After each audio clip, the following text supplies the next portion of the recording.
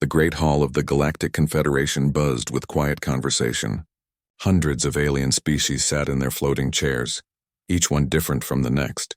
Some had scales, others had feathers, and a few glowed with soft light. But they all shared one thing. They all knew the most important law in the galaxy. Never go to the Sol system. Never wake the humans. Consul Daewon walked to the center of the hall. His blue skin shone under the lights and his forearms moved as he spoke. He was young for a leader, only 300 years old. Many thought he was too young to understand the old ways. "Friends," Daewon said, his voice carrying across the huge room, "we live in fear of stories. Old tales told by our grandparents. It is time to face the truth." In the back of the hall, Consul Bora shook her head. She was much older, with gray marks on her green skin that showed her age. She had lived through the time when the last humans were seen. She remembered the stories her own grandmother told her. "The Sol system has been quiet for 2,000 years, Daewon continued. Our sensors show a primitive world. No spaceships, no weapons that could reach the stars. These humans, if they still exist, are nothing more than cave dwellers now." Bora stood up slowly. Her old voice was still strong when she spoke. "Young Consul, you do not understand what you are saying. The law exists for a reason. Our ancestors made this rule with their blood." "Superstition," Daewon said with a wave of his hand. "We have grown beyond such fears. I propose we send a small ship to observe. Nothing more, just to see what is really there." The hall became very quiet. Even the translator machines seemed to hum more softly. Many of the younger aliens nodded their heads. They had never seen a human. To them, the stories seemed like fairy tales, but the older ones remembered. They whispered to each other in their own languages. Words like destroyer and nightmare floated through the air. 3 days later, the survey ship Harmony's Edge left the Confederation station. Captain Somin sat in her command chair, looking at the star charts. She was nervous but excited. She would be the first person in 2,000 years to see Earth. Somin had read all the old files about humans. They were said to be tall with pink or brown skin and hair on their heads. The records said they were very good at war, but the records were old and hard to read. Some parts seemed impossible to believe. The ship was small but fast. It could hide from most sensors and watch from far away. Somin's crew was handpicked by Daewon himself. They were all young and eager to make history. As they got closer to the Sol system, Somin felt a strange feeling in her stomach. The space around them felt different somehow. Her instruments showed nothing wrong, but something felt like it was watching them. "Captain," her science officer called out, "I'm picking up radio signals from the third planet. Very basic stuff. Entertainment broadcasts, I think." Somin looked at her screens. Earth looked beautiful from space. Blue oceans and white clouds covered most of the surface. She could see green and brown land masses between the water. It looked peaceful and quiet. "Any signs of space technology?" she asked. "Nothing, Captain. I see some satellites around the planet, but they're very simple. Chemical rockets at best. No energy weapons. No shields. No faster-than-light drives." Somin smiled. Daewon had been right. The humans were just another primitive species. The old stories were just that. Stories. But deep under the Earth's surface, in a room carved from solid rock, Admiral Taeho sat at a desk covered with glowing screens. He was a big man with black hair turning gray at the sides. His dark eyes watched the alien ship as it moved through their system. "How long since we've had visitors?" he asked the woman sitting next to him. Dr. Hae-Wan looked at her data pad. She was smaller than the Admiral, with long black hair tied back in a simple style. Her fingers moved quickly across the screen. 2,043 years, sir. The last ones were the Zephyrian scouts. We let them leave with a warning, and now? This ship is from the Confederation. They're being very careful, staying far away and just watching." Taeho leaned back in his chair. Around them, the hidden base hummed with quiet activity. Hundreds of people worked at stations filled with technology that looked like magic. Screens showed views of space that no telescope should be able to see. Computers ran programs that could think faster than most alien brains. "Wake General Ji-Wan," Taeho said quietly. "Tell her it's time for a council meeting." "Sir, are we sure?" "Once we start the protocols, I know." Taeho looked tired suddenly. "I hoped this day would never come. But they're here now, and if one ship came, others will follow." In another part of the hidden base, screens showed cities on the surface above them. To any alien watching, these cities looked normal. Cars moved on roads. People walked on sidewalks. Children played in parks. Everything looked like a world that had never left its home planet. But it was all a mask. The real Earth lay hidden beneath layers of technology so advanced that it bent the rules of physics. The cars were powered by engines that could fly to the stars. The people walking on the streets included some of the greatest military minds in galactic history. The children playing knew how to fight wars across multiple dimensions. Humanity had not been sleeping because they were weak. They had been sleeping because they were too strong. 2,000 years ago, they had looked at what they were becoming and made a choice. They chose to hide rather than destroy everything around them. General Jiwan arrived in the command center an hour later. She was a small woman with sharp eyes and gray hair cut short. When she walked, everyone stood a little straighter. When she spoke, everyone listened. "Status report," she said simply. "One Confederation survey ship," Dr. Haywan reported. "Standard scout class. Crew of about 20. They've been watching us for 6 hours. Weapons? Basic energy beams. Nothing that could really hurt us." "But Admiral," "Yes? They're not just looking. They're recording everything. This data will go back to their leaders." Jiwan nodded slowly. She had been waiting for this moment for most of her life. Her grandmother had trained her for it. Her grandmother's grandmother had prepared the plans they were now using. "Send word to President Nara," she said. "Tell her that the long sleep is ending. Then activate monitor protocol. I want to know what they're really thinking." On the alien ship, Captain Somin finished her scans of Earth. Everything looked normal, primitive but peaceful. She prepared her report for Consul Day 1. The humans were no threat to anyone. She had no idea that every word she spoke was being heard by minds that had been planning for this moment for 2,000 years. She did not know that her ship was surrounded by weapons that could destroy her and her crew in ways that physics said were impossible. Most importantly, she did not understand that humanity's greatest strength had always been knowing when not to use their power. But that was about to change. Consul Day 1 read Captain Somin's report with growing excitement. Everything was exactly as he had predicted. The humans were primitive and weak. The old fears were just stories told by frightened ancestors, you see, he said to the council, holding up the datapad. No space weapons, no advanced technology. They cannot even leave their own planet properly.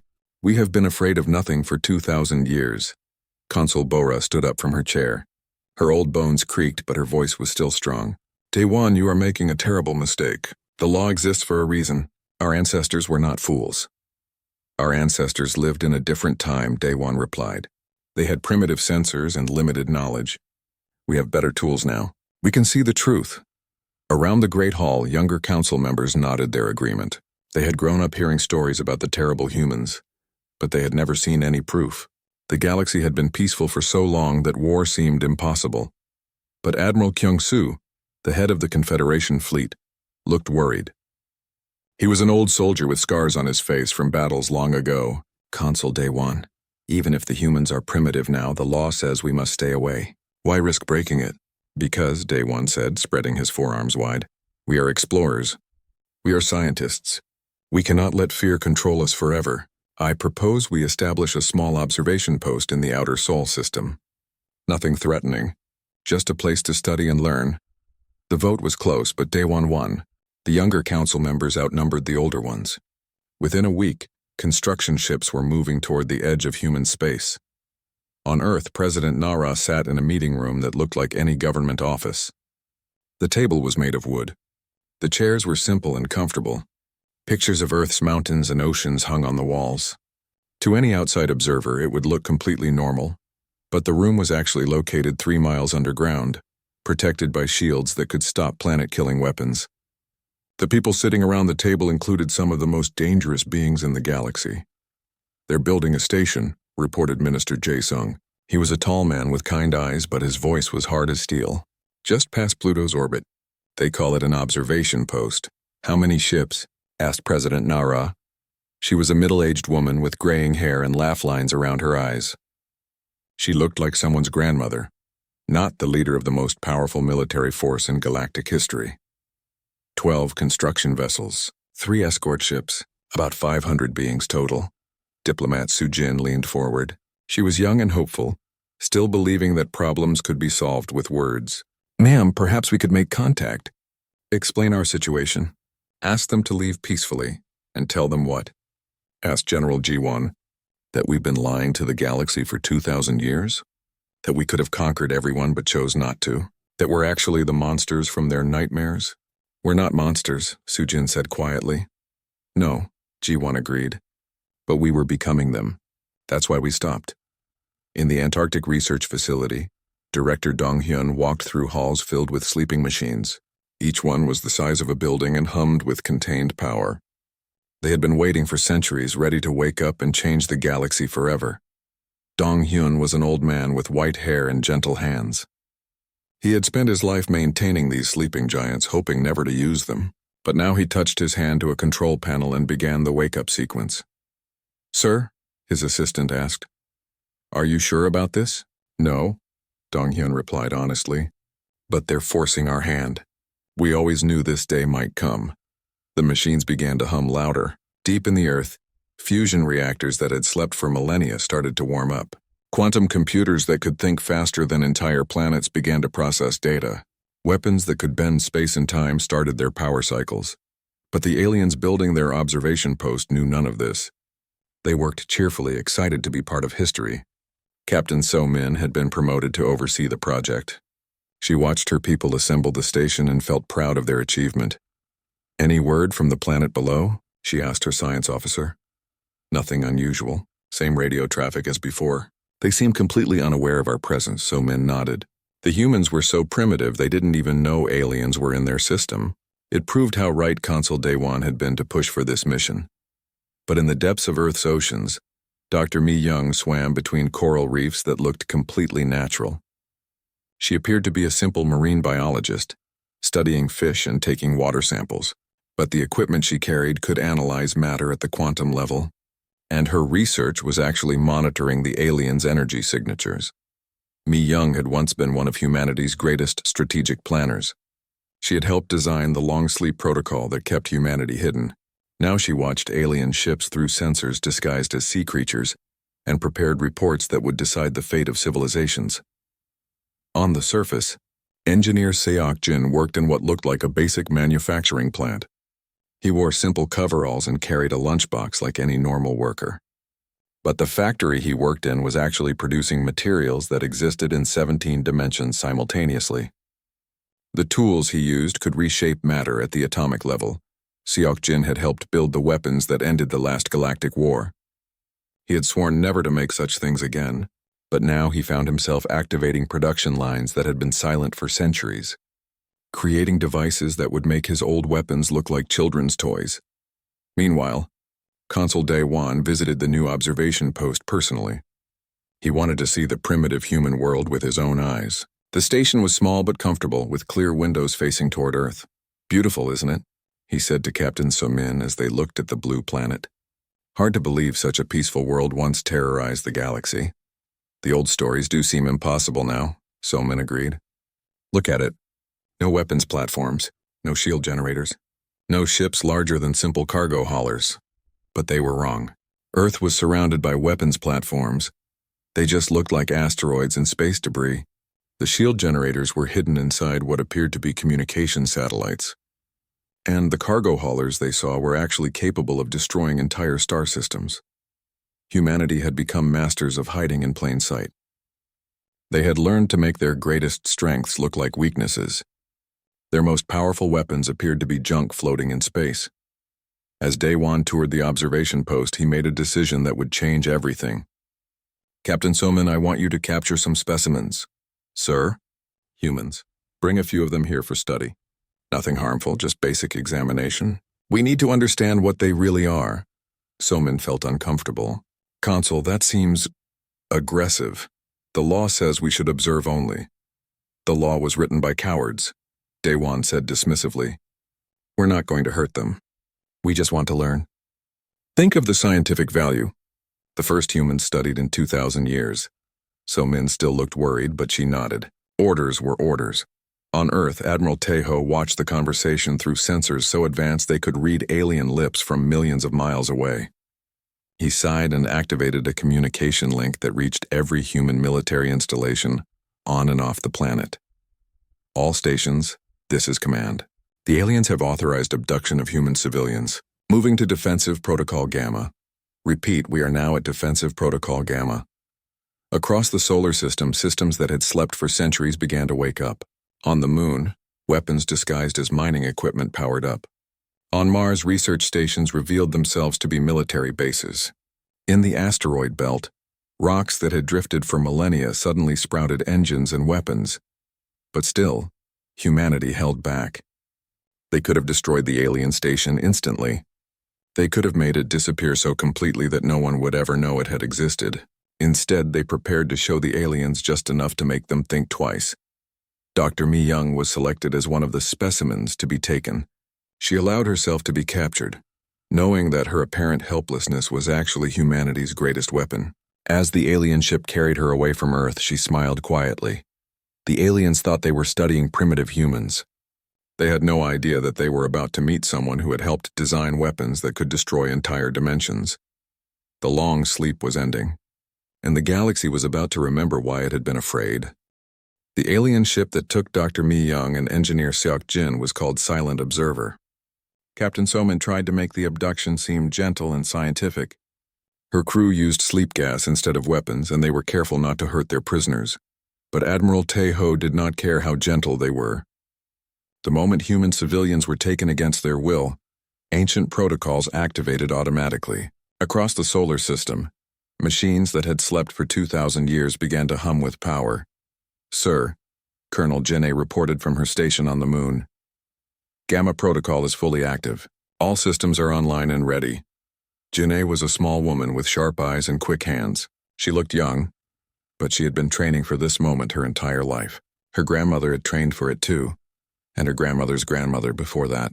For 2,000 years, human families had passed down the knowledge of war, hoping never to use it.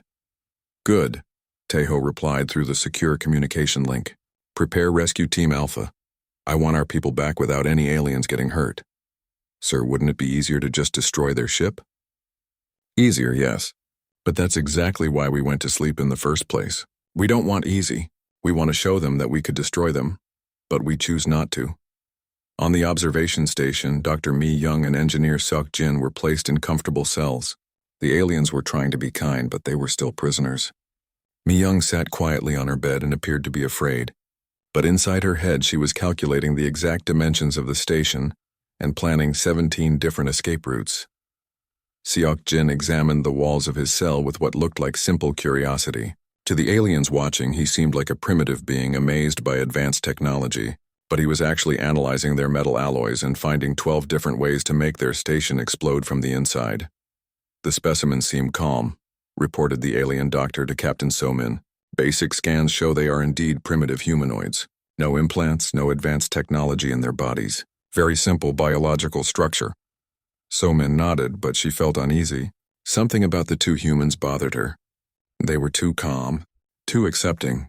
Most beings panicked when taken by aliens, but these two acted like they had expected it. She had no idea that they actually had expected it. Every human on Earth knew this day might come. Every human had been prepared since childhood for the possibility of capture, torture, or death in service of keeping humanity's secret. Meanwhile, Lieutenant Commander Wu Jin prepared for the most important mission of his life. His rescue ship was called Peaceful Intent, and it looked like a simple cargo hauler. It had old-style engines, basic weapons, and primitive navigation systems, but looks were deceiving. Peaceful Intent was actually built from materials that existed in multiple dimensions at once. Its engines could move faster than light while staying completely invisible to most sensors. Its weapons could cut through any known defense without making a sound. "Remember," Wu Jin told his team, "we go in quiet. We take our people and leave. No one gets hurt unless they force us to hurt them."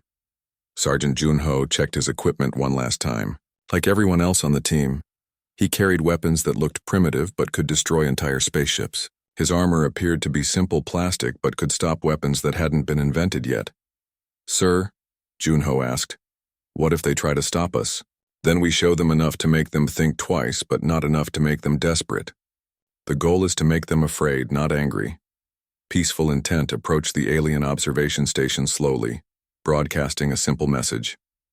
"Human ship requesting permission to dock. We wish to discuss the return of our people." Captain Somin was amazed. A human ship had appeared in her system without any warning. Her sensors had not detected it until it was almost on top of them. How had primitive beings managed to sneak up on advanced alien technology? "Captain," her science officer reported, "their ship appears to be very basic. Chemical rockets, simple computers, basic life support, but somehow they got here without us seeing them." "Maybe they're better at hiding than we thought," Somin said. "Grant them permission to dock. Keep weapons ready, but don't aim them unless I give the order." When Peaceful Intent docked with the station, Captain Somin went to meet the humans personally. She expected to see primitive beings in simple spacesuits, maybe carrying basic weapons. Instead, she met Lieutenant Commander Wu Jin and his team. They moved like water flowing downhill, smooth, quiet, and unstoppable. Their equipment looked simple, but something about them made Somin's skin crawl with fear. "Captain," Wu Jin said politely, "we've come for our people. We'd like them back, please." "I'm sorry," Somin replied, "but we're conducting important scientific research. Your people will be returned safely when we're finished." "When will that be?" "Several months, perhaps a year." Wu Jin smiled, and Somin suddenly understood why her ancestors had been afraid of humans. His smile was kind and gentle, but his eyes were like black holes, ancient and dangerous and completely empty of mercy. "That's too long," he said simply. What happened next lasted only 3 minutes, but Captain Somin would remember it for the rest of her life. Wu Jin and his team moved through the station like ghosts. They knew exactly where to go and exactly what to do. They avoided every security camera and slipped past every guard without being seen. When they reached the cells where Mi Young and Seok Jin were held, they didn't break down the doors. Instead, Sergeant Jun Ho touched the lock with a small device and the metal simply dissolved. Not melted, not cut, it just stopped existing. "Doctor, engineer," Wu Jin said formally. "Sorry to keep you waiting." "No problem," Mi Young replied. "I was just analyzing their computer systems. They're actually quite advanced for this era." "Learn anything useful?" "Their weapons are about what we expected. Their shields are interesting but not dangerous. Oh, and their artificial intelligence is trying very hard to figure out how you got past their sensors." Seok Jin stood up and stretched. "The station is well built. Good materials, solid engineering. It would be a shame to damage it." "No damage necessary," Wu Jin assured him. "We're leaving quietly." But Captain Somin had finally triggered the station's alarms. Security teams ran toward the cell block, carrying their best weapons and wearing their strongest armor. They found the cells empty and the humans gone. They also found a small device sitting on Dr. Mi Young's bed. It was beeping softly and glowing with a warm blue light. "What is it?" one of the guards asked. "Unknown," his commander replied. "Get the science team down here immediately." But by the time the science team arrived, Peaceful Intent was already undocking from the station. The humans were leaving as quietly as they had arrived. Captain Somin rushed to the docking bay, but she was too late. She watched through the window as the human ship moved away into space. Then it simply vanished. Not jumped to faster-than-light travel. Not cloaked. It just stopped being there. "Sir?" Her science officer called over the communication system. "You need to see this." Somin hurried back to the cell block. The science team was staring at the device the humans had left behind. It was projecting a holographic message in perfect Confederation standard language. A human appeared in the hologram. He was tall and serious-looking, with gray hair and dark eyes. When he spoke, his voice was calm and polite, but it carried the weight of absolute authority. "I am Admiral Taeho of the Terran Defense Corps," the message said. "You have just seen a small demonstration of our capabilities. We took our people from your station without harming anyone or damaging anything important." This was intentional. The hologram paused and Admiral Taeho seemed to look directly at Captain Somin. "We could have destroyed your station and everyone on it. We could have done it so completely that no one would ever know you had existed. We chose not to, because we are not the monsters your ancestors remembered. We are what those monsters became after they learned wisdom." Another pause. "You will report this incident to your superiors. You will tell them exactly what you saw. And you will remind them why the old law exists. Some sleeping giants choose to sleep not because they are weak, but because they are too strong." The hologram flickered and died. Captain Somin stood in the empty cell, staring at the place where the message had been. Her hands were shaking and she didn't know why. The humans had been gentle. They had not hurt anyone. They had even been polite. But she had looked into Lieutenant Commander Wu Jin's eyes, and she had seen something that made her understand why an entire galaxy had agreed to leave humanity alone. She had seen what people looked like when they had become so good at destroying things that they had to choose every moment, not to destroy everything around them. On Earth, Admiral Tejo received the report from Lieutenant Commander Wu Jin. The rescue had been successful. No aliens had been harmed. The demonstration had been subtle but clear. Think they understood the message? Colonel Jin-A asked. Some of them did, Tejo replied. Captain So-Min looked like she wanted to run home and hide under her bed. But their political leaders might be too proud to listen. And if they're not, Tejo sighed and looked at the screen showing peaceful Earth cities above them. Then we'll have to show them more. And I really hope we don't have to do that. Because he knew that once humanity started showing the galaxy. Captain So-Min's report caused chaos in the Galactic Confederation. Some council members wanted to flee immediately. Others demanded a full military response. But Consul Day One refused to admit he had made a mistake. They rescued 2 prisoners, he said angrily. So what? Any species with basic space travel could do the same thing. It proves nothing except that we underestimated their technology slightly. Admiral Kyung-Soo stood up in the council chamber. He was an old soldier with scars on his face and wisdom in his eyes. Consul, they entered our station without being detected. They moved through it like ghosts. They left behind technology we cannot understand. This is not a slight underestimation. You're all being fooled by magic tricks, Day One insisted. They probably had help from other species. Or maybe they've been hiding some technology, but not much. I say we show them real power. Send a battle fleet to Sol and make them surrender. Consul Bora was so angry her green skin turned darker. You fool. You absolute fool. Do you know what you're about to unleash?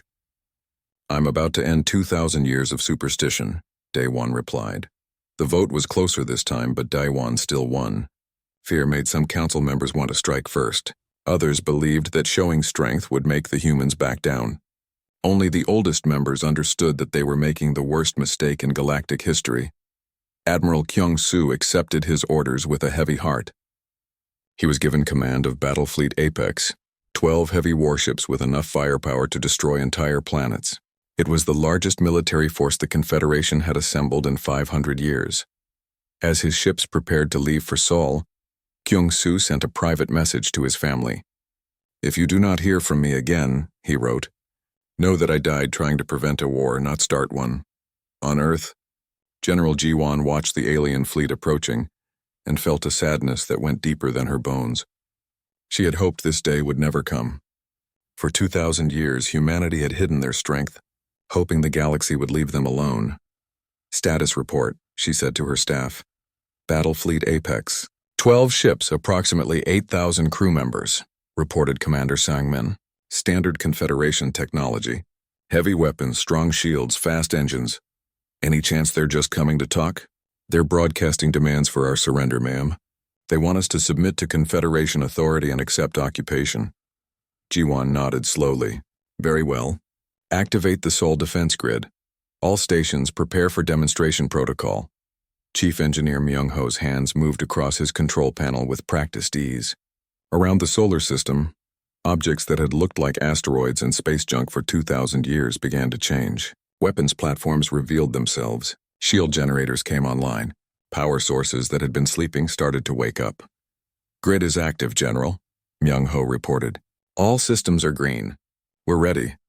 Remember, Ji-Won said to her entire command staff, the goal is to convince them to leave, not to destroy them. We show them just enough to make them afraid. Nothing more. Admiral Kyung-Soo's fleet entered the Sol system expecting to face primitive human ships.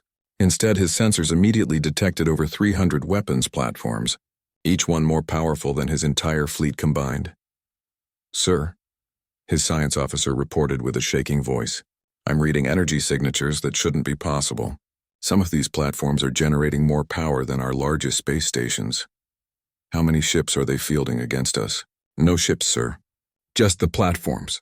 But, sir, these platforms have been here the whole time. They were disguised. We've been looking at them for days and never realized what they were. Kyung-Soo felt ice in his stomach. If the humans could hide weapons this powerful so completely, what else were they hiding? This is Admiral Kyung-Soo of the Confederation Fleet. He broadcast toward Earth. Surrender immediately and prepare to be occupied. Any resistance will be met with force. The reply came from Admiral Taeho himself. Admiral Kyung-soo, this is Admiral Taeho of the Terran Defense Corps. You are not welcome in our system. Please leave immediately. We have 12 warships. You have some hidden platforms. We outnumber you. Admiral, Taeho said gently, you do not outnumber us. You are looking at less than 1% of our defensive capabilities. These platforms are just the ones we wanted you to see. Before Kyung-soo could reply, his sensors detected movement throughout the solar system. Ships began appearing everywhere, not arriving but uncloaking. They had been there all along, invisible and waiting. Captain So-min, who had been transferred to Kyung-soo's flagship after her report, stared at her screens in shock. Sir, I count over 1,000 human vessels, and they're not using any technology I recognize. The human ships were beautiful and terrible at the same time. They moved like living things flowing through space as if they were swimming through water. Their hulls seemed to bend light around them, making them hard to look at directly. Admiral Taeho's voice came over the communication channel again. Admiral Kyung-soo, I'm going to demonstrate something for you. Please watch your sensor readings carefully. One of the human ships approached the largest asteroid in the belt between Mars and Jupiter. The asteroid was the size of a small moon, made of solid rock and metal. The human ship was tiny in comparison, no bigger than a fighter craft. The ship fired a single beam of energy at the asteroid. The beam was thin, barely visible, and it only lasted for a fraction of a second. But when it hit the asteroid, something impossible happened. The asteroid didn't explode. It didn't shatter. It simply stopped existing. In the space where it had been, there was now nothing at all. Not even dust. That asteroid had a mass of approximately 10 billion tons, Admiral Taeho explained calmly. We removed it from reality using one of our smaller weapons. This is not our most powerful technology. It is barely worth mentioning compared to what we are truly capable of. Admiral Kyung-soo stared at his sensors, hoping they were malfunctioning. But all his instruments confirmed what he had seen. An entire asteroid had simply ceased to exist. Why are you showing us this? He asked quietly. Because we want you to understand, Taeho replied. We could remove your entire fleet from existence just as easily. We could remove your home planets. We could remove your entire species from history and no one would ever know you had existed. Then why don't you? Because 2,000 years ago, we realized that having the power to destroy everything doesn't mean you should use it. We learned that the greatest victory is choosing not to fight. We went to sleep because we were becoming monsters, and we didn't want to be monsters anymore. Another human ship approached one of Kyung-soo's warships. The alien crew panicked, charging their weapons and raising their shields. But the human ship simply flew past them close enough to touch. As it passed, every system on the Confederation ship shut down. Not damaged, not destroyed, just turned off. Life support, weapons, engines, communications. Everything stopped working for exactly 10 seconds. Then everything came back online, working perfectly. We just demonstrated that your shields and armor are meaningless to us, Taeho explained. We could have destroyed your ship or killed your crew. Instead, we turned off your lights for a moment. Do you understand the difference? Admiral Kyung-soo understood. He understood perfectly. The humans weren't showing off their power to threaten him. They were showing off their restraint to warn him. Admiral Taeho, he said slowly, what do you want us to do? Go home. Tell your leaders what you saw here. Make them understand that the old law exists for a reason. Some sleeping giants choose to sleep not because they are weak, but because they are strong enough to destroy everything and wise enough not to. And if they don't listen, there was a long pause before Taeho answered. Then we will have to wake up completely. And nobody wants that, not even us. Admiral Kyung-soo looked around at his fleet surrounded by human ships that could erase them from existence without effort. He thought about his wife and children back home. He thought about the billions of beings living peacefully across the galaxy, not knowing how close they had come to annihilation. All ships, he announced to his fleet, prepare to withdraw from the Sol system immediately. Sir? Captain So-min asked. We're just leaving? Captain, we came here to conquer a primitive species. Instead, we found gods who choose to pretend to be mortals. Yes, we're leaving. And we're going to spend the rest of our lives making sure nobody else makes the same mistake we did.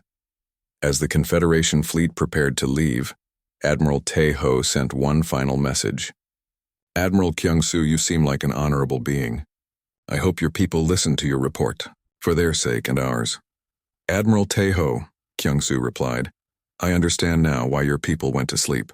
I hope you can stay asleep for a long time. So do we, Admiral. So do we. The human ships faded back into invisibility as the alien fleet left the Sol system. To any outside observer, it would look like nothing had happened. The platforms looked like asteroids again. The ships became invisible.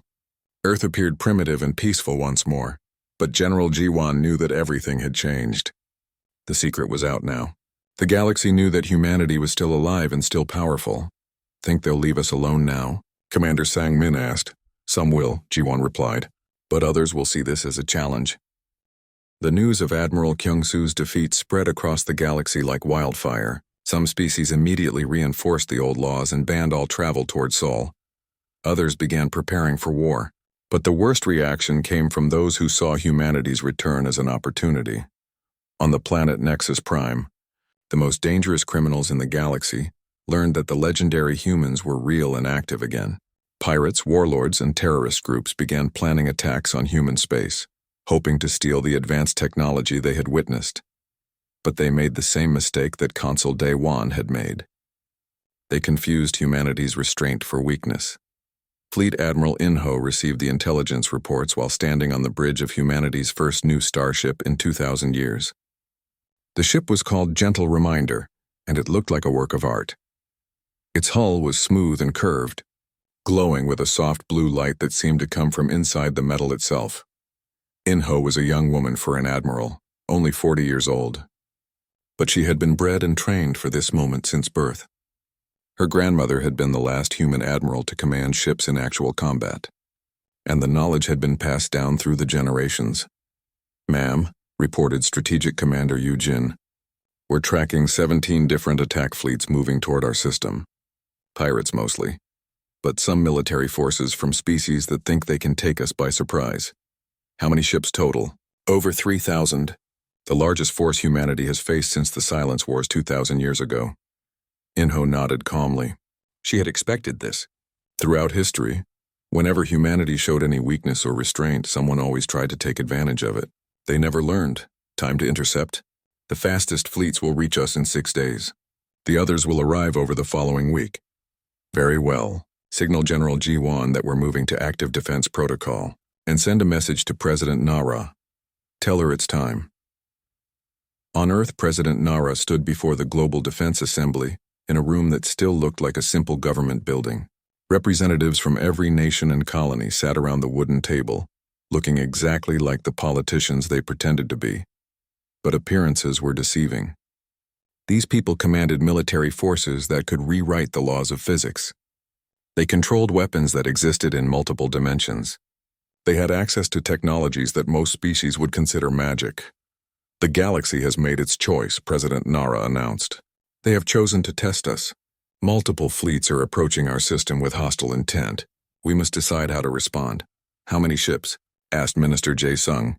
Over 3,000 representing 47 different species and organizations. The room was quiet for a moment. Everyone understood what this meant. Humanity had tried to stay hidden. They had tried to show just enough strength to be left alone. But the galaxy had interpreted their mercy as weakness. Options. President Nara asked. We could destroy them all, said General Ji-won simply. Complete annihilation. It would send a clear message to the rest of the galaxy. We could disable them, suggested Admiral Taeho. Show them our power without killing them. Let them go home with a warning. Or, said diplomat Su Jin hopefully, we could try talking to them first. Explain our position. Ask them to leave peacefully. President Nara looked around the room at these people who had spent their entire lives preparing for a moment they hoped would never come. General Ji-won, in your military opinion, will talking work? No, ma'am. They're coming because they think we're weak. Words won't convince them otherwise. Only demonstration will. And if we demonstrate our power, what happens next? More species will either leave us alone or come looking for a fight. Either way, our secret is completely exposed. The long sleep ends forever.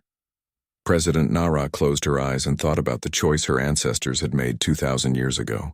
They had seen what humanity was becoming. A species so good at war that they could destroy entire civilizations by accident. So they had chosen to hide, to sleep, to pretend to be weak, but the galaxy wouldn't let them sleep anymore.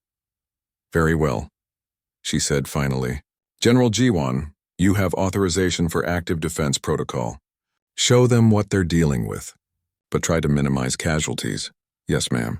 We'll give them every chance to surrender. 3 days later, the first enemy fleet arrived at the edge of the Sol system. It was led by Captain Vex 9, a cyborg pirate who had never met a force he couldn't defeat or a treasure he couldn't steal. His fleet included 200 ships crewed by the most dangerous beings in the galaxy. There it is, Vex 9 announced to his crew, looking at Earth through his ship's windows. The legendary human homeworld. I can already smell the treasure waiting for us. His sensors detected no defensive fleet, no weapons platforms, no signs of military activity at all. Just a peaceful blue planet surrounded by primitive satellites. Sir, his science officer reported, I'm not detecting any significant defenses. A few old-style space stations, some basic communication satellites. Nothing that could threaten us. Perfect, Vex 9 said, showing his metal teeth in a grin. Begin the attack. Take everything valuable and destroy the rest. But as his fleet moved toward Earth, space around them began to change. Stars that had been empty suddenly contained ships. Asteroids revealed themselves to be weapons platforms. What had looked like harmless space debris turned out to be the most advanced military technology in galactic history. Sir, his science officer screamed. Ships everywhere. Thousands of them. How did we miss them? Vex 9 stared at his screens in growing horror. The humans hadn't built a defensive fleet. They had hidden an entire armada in plain sight, disguised as natural space objects. A voice spoke over his communication system. It was calm, polite, and absolutely terrifying in its gentleness. Unknown vessels, this is Fleet Admiral In-Ho of the Terran Space Command. You are trespassing in protected space. Please leave immediately. This is Captain Vex 9, he replied, trying to sound confident. We claim the system by right of conquest. Surrender or be destroyed. Captain, you have approximately 200 ships. We have approximately 50,000.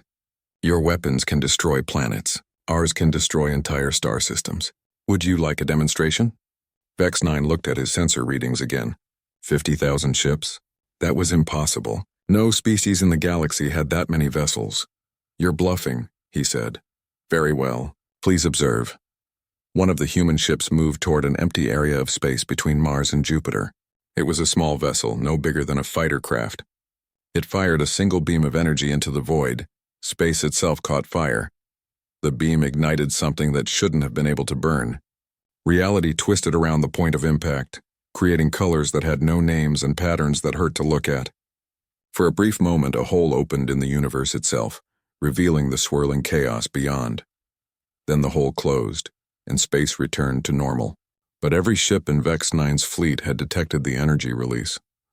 It was equivalent to the explosion of an entire star. That was our smallest weapon, Admiral In-Ho explained calmly. We fired it at empty space because we don't want to damage anything important. Your entire fleet could be removed from existence with less effort than it takes me to speak this sentence. Why haven't you destroyed us already? Vex 9 asked, his voice shaking. Because we don't want to.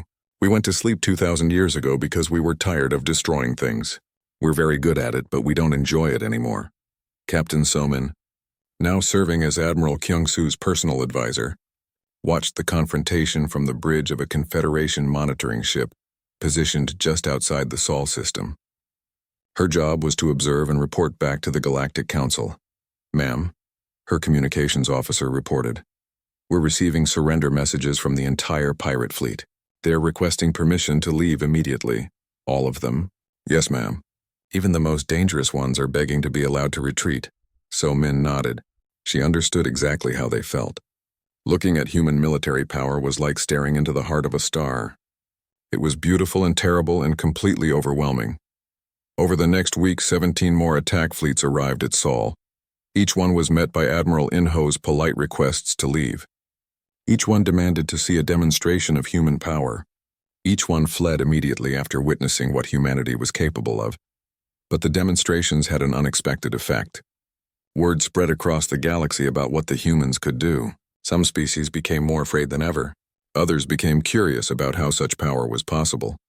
And a few species realized something that terrified them more than any weapon. The humans weren't just powerful. They were kind. Dr. Haywan presented her analysis to the Global Defense Assembly. The galaxy is dividing into 3 groups, she reported. Those who want to hide from us, those who want to fight us, and those who want to learn from us. Which group is largest? President Nara asked. The third group, surprisingly. Most species are asking the same question. How did humanity become so powerful while remaining so merciful? They want to know our secret. And what is our secret? Dr. Haywan smiled sadly. We became monsters first. We did terrible things to other species and to ourselves. We learned what unlimited power could do when used without wisdom, and we chose to be better. Chief Scientist Yunsu stood up from her chair.